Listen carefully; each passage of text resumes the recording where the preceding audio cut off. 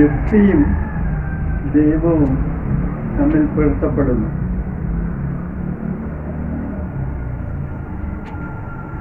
യുക്തിയുക്തമായിട്ട് ചിന്തിക്കുന്നവർക്ക് ദൈവം എന്നൊരു സങ്കല്പം ഉണ്ടായിരിക്കും.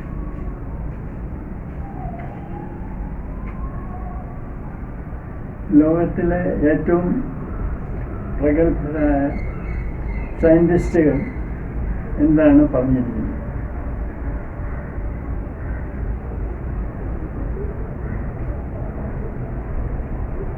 പരമമായ ചോദ്യങ്ങൾക്ക് ഉത്തരം നൽകുന്ന ശാസ്ത്രശാഖകൾ ഫിസിക്സും ബയോളജിയും ആണെന്ന് പറയാം. ഫിസിക്സിലെ ഏറ്റവും പ്രഗത്ഭരായ സയൻറ്റിസ്റ്റുകൾ സർ ഐസക് ന്യൂട്ടനും ആൽബർട്ട് ഐൻസ്റ്റൈനുമാണ്.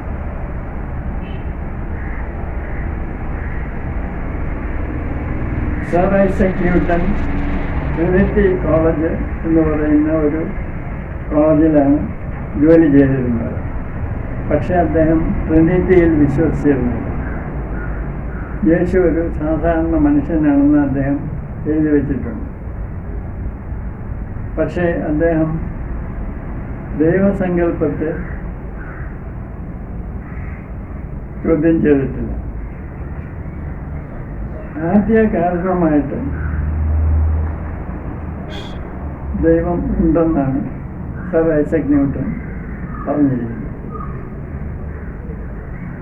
ആൽബർട്ട് ഐൻസ്റ്റൈൻ ഒരുപാട് ലേഖനങ്ങൾ ഇതിനെപ്പറ്റി എഴുതിയിട്ടുണ്ട്.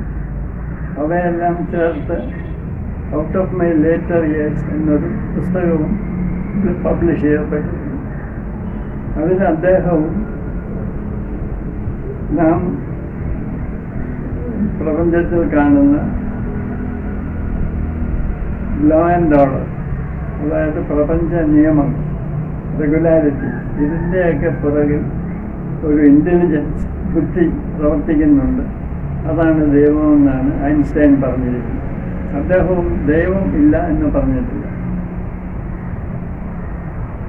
പിന്നെ ബയോളജിയിൽ ഒരൊറ്റ ആളിൻ്റെ പേര് മാത്രമേ പറയാനുള്ളൂ, ചാർലസ് ഡാർവിൻ. അദ്ദേഹവും ഈ എവല്യൂഷൻ നടക്കണമെങ്കിൽ കുറേ പ്രപഞ്ച നിയമങ്ങൾ ഉണ്ടായിരിക്കണം, എങ്കിലേ എവല്യൂഷൻ നടക്കുകയുള്ളൂ. അതിലൊരു പുരോഗമനം ഉണ്ടാകണമെങ്കിൽ ഒരുപാട് നിയമങ്ങൾ ഉണ്ടായിരിക്കണം. അതനുസരിച്ചാണ് ഈ എവല്യൂഷൻ നടക്കുന്നത്. അപ്പം ഇതിൻ്റെ എല്ലാം സൃഷ്ടികർത്താവായിട്ട് ഒരു ഇൻ്റലിജൻ്റ് ഡിസൈനർ ഉണ്ടായിരിക്കണം. അതാണ് ദൈവമെന്ന് ചാർലസ് ഡാർവിനും പറഞ്ഞിട്ടുണ്ട്. അദ്ദേഹം ദൈവ നിഷേധം നടത്തിയിട്ടില്ല. ഇത് തന്നെയല്ല,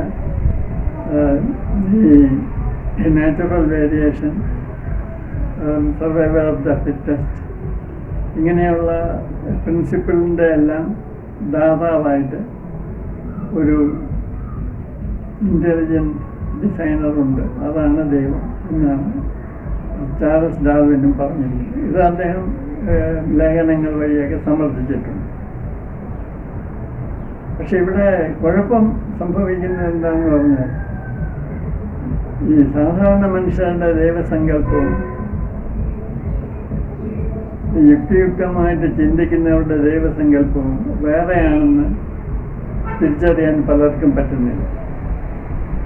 ഈ ശാസ്ത്രജ്ഞന്മാരും തത്വചിന്തകന്മാരും സിദ്ധാന്തിക്കുന്ന ദൈവത്തിന് ഡീയിസം എന്നൊരു പേര് പറയുന്നുണ്ട്, DEISM. അത് തീയിസവുമായിട്ട് വ്യത്യാസമുണ്ട്. സാധാരണ തീയിസം എന്ന് പറഞ്ഞാൽ ഒരു ആന്ത്രോപോമോർഫിക് പ്രൊജക്ഷനാണ്. അതായത് നമ്മളുടെ മനസ്സ്, നമ്മളുടെ പക്വത കുറവോ അനുസരിച്ച് നാം സങ്കല്പിക്കുന്ന ഒരു ദൈവമാണ്. അപ്പോൾ നമുക്ക് ഉള്ള ബാലിശമായ വിചാരങ്ങളെല്ലാം നമ്മൾ ഈ ദൈവത്തിൽ ആരോപിക്കും. പക്ഷേ യുക്തിയുക്തമായിട്ട് ചിന്തിക്കുന്ന ശാസ്ത്രജ്ഞന്മാരുടെ ദൈവസങ്കല്പം ഡീയിസ്റ്റിക് ആണ്, തീയിസ്റ്റിക് അല്ല. ഇത് രണ്ടും തമ്മിൽ വ്യത്യാസമുണ്ട്. പിന്നെ മനഃശാസ്ത്രപരമായിട്ട് പറയുകയാണെങ്കിൽ ഓരോരുത്തരുടെയും ദൈവസങ്കല്പം വ്യത്യാസമാണ്. അവരവരുടെ മാനസിക വികാസം അനുസരിച്ചുള്ള ഒരു ദൈവത്തെയാണ് ഓരോരുത്തരുടെയും സങ്കല്പിക്കുന്നത്.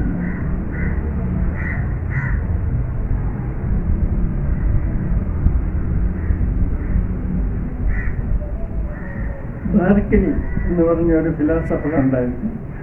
അദ്ദേഹം സബ്ജക്റ്റീവ് ഐഡിയലിസം എന്നൊരു ഫിലോസഫി പ്രപ്പോസ് ചെയ്തിട്ടുണ്ട്. അതായത് ഓരോ മനുഷ്യരും അവരവരുടേതായിട്ടുള്ള ഒരു പ്രത്യേക ലോകത്താണ് ജീവിക്കുന്നത്.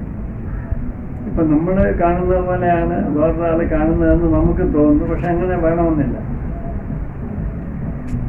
ഇപ്പോൾ ചുവപ്പെന്നുള്ള നിറം ഞാൻ കാണുന്ന രീതിയിലാണോ നിങ്ങൾ കാണുന്നത്? ആകണമെന്നില്ല. നമ്മൾ ചുവപ്പെന്നുള്ള പേരിൽ എഗ്രി ചെയ്യുന്നേ ഉള്ളൂ, പക്ഷേ ആ സബ്ജക്റ്റീവ് ഫീലിംഗ് വ്യത്യാസമാണ്. അതുപോലെ തന്നെ സമയം, കുട്ടിക്കാലത്ത് ഉള്ള നമ്മുടെ ടൈം റെസ്പോൺസ് അല്ല ഇപ്പോഴുള്ളത്. കുറച്ചുകൂടെ പ്രായമാകുമ്പോൾ നമ്മുടെ ടൈം റെസ്പോൺസ് വളരെ വ്യത്യാസമാണ്. ഒരു മിസ്റ്റിക്കിൻ്റെ ടൈം റെസ്പോൺസ് ഇതിലും വളരെ വിഭിന്നമായി. അപ്പോൾ ഈ ഓരോ എല്ലാ മതങ്ങളിലും തന്നെ പല ലെവലുണ്ട്. സാധാരണ മനുഷ്യരുടെ level, theological level, mystic level, പിന്നെ എൻലൈറ്റൻഡ് ആയിട്ടുള്ള ആളുകളുടെ ലെവൽ. അപ്പം ഇവരുടെ എല്ലാം ദൈവസങ്കല്പം ഒന്നായിരിക്കണമെന്നില്ല. അപ്പം നമുക്ക് ഒരു ഡീയിസ്റ്റിക് ആയിട്ടുള്ള ദൈവത്തെ സങ്കല്പിക്കാൻ കഴിയുന്നില്ല. അതുകൊണ്ട് ദൈവമില്ല എന്ന് പറയുന്നതിൽ അർത്ഥമൊന്നുമില്ല. കാരണം ദൈവം എന്നുള്ളത് നമ്മളാരും കണ്ടിട്ടുള്ള ഒരു സംഗതിയല്ല, ഇന്ദ്രിയങ്ങൾ കൊണ്ട് അറിയുന്ന ഒരു സംഗതിയല്ല. അതുകൊണ്ട് ഓരോരുത്തരുടെയും ഈശ്വര സങ്കല്പം വളരെ വ്യത്യാസം ആയിരിക്കാൻ സാധ്യത. പിന്നെ ഈ പല ശാസ്ത്രജ്ഞന്മാരും തത്വജ്ഞാനികളും പറയുന്നത് ഈ ദൈവത്തെ ഒരിക്കലും ബുദ്ധി കൊണ്ട് അറിയാനൊക്കെയില്ല എന്നാണ്. അതായത് മനസ്സിൻ്റെ അപ്പുറത്താണ് ദൈവം. മനസ്സുകൊണ്ട് സങ്കല്പിക്കുന്ന ഒന്നും യഥാർത്ഥമല്ല. അത് മനസ്സിൻ്റെ ഒരു ക്രിയേഷനാണ്, പ്രൊജക്ഷൻ. മനസ്സ് പ്രവർത്തിക്കാതാവുമ്പോഴാണ് ഇൻഡ്യൂഷൻ പ്രവർത്തിക്കുന്നത്.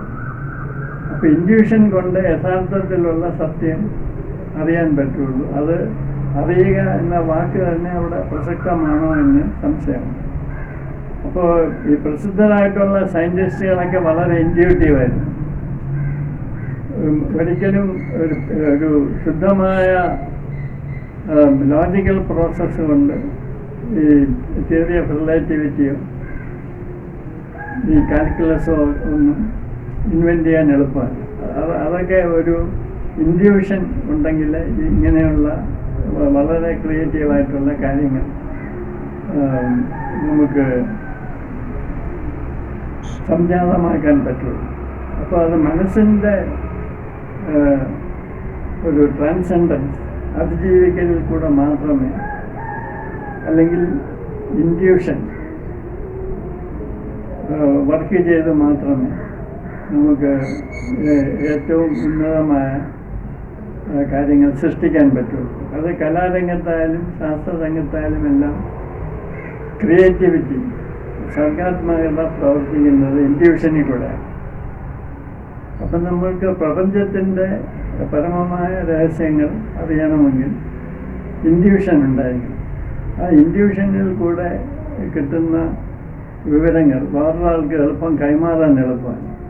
അപ്പോൾ ഒരു ഇൻഡ്യൂഷനിൽ കൂടെ ഒരാൾക്ക് ഈശ്വരാനുഭവം ഉണ്ടായി, അല്ലെങ്കിൽ ഈശ്വരൻ ഉണ്ടെന്ന് പറയുമ്പോൾ നമ്മളുടെ അളവുകൾ വെച്ച് അത് മനസ്സിലാക്കാൻ ശ്രമിക്കുന്നത് ശരിയല്ല. അപ്പോൾ ഇവിടെ കുഴപ്പം സംഭവിക്കുന്നത് ദൈവത്തെ നമ്മളാരും കണ്ടിട്ടില്ല. അപ്പോൾ ഓരോരുത്തരും ദൈവത്തെ പറ്റി പറയുന്നു. ഇതെല്ലാം നമ്മൾ മനസ്സുകൊണ്ട് സങ്കല്പിക്കാൻ കഴിയുന്ന ഒരു ദൈവമാണെന്ന് നമ്മൾ വ്യാഖ്യാനിക്കുകയും അതില്ല എന്ന് പറയുകയും ചെയ്യുകയാണ് വാസ്തവത്തിൽ സംഭവിക്കുന്നത്. അതുകൊണ്ട് ഈ ഓരോരുത്തരുടെയും ലോകം വേറെ വേറെയാണെന്നും ഓരോരുത്തരും സങ്കല്പിക്കുന്ന ദൈവവും വിഭിന്നങ്ങളാണെന്നും ഉള്ള സത്യം നമ്മൾ മനസ്സിലാക്കിയ ആവശ്യമില്ലാതെയുള്ള തർക്കങ്ങൾ ഒഴിവാക്കും.